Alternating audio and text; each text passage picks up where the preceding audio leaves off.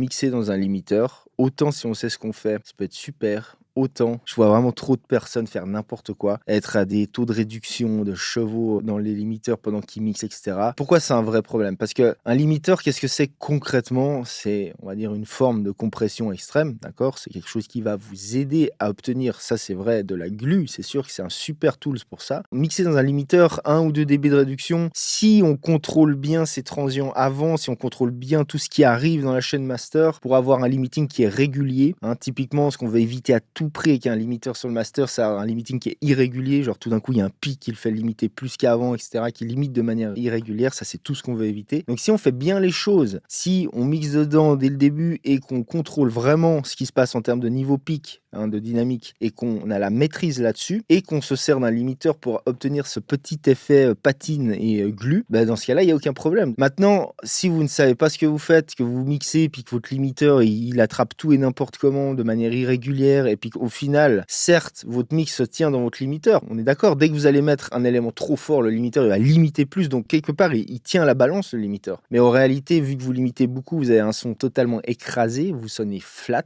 vous sonnez smash, comme on dit, c'est un truc super classique. Alors certes, vous sonnez fort, mais vous sonnez pas bien.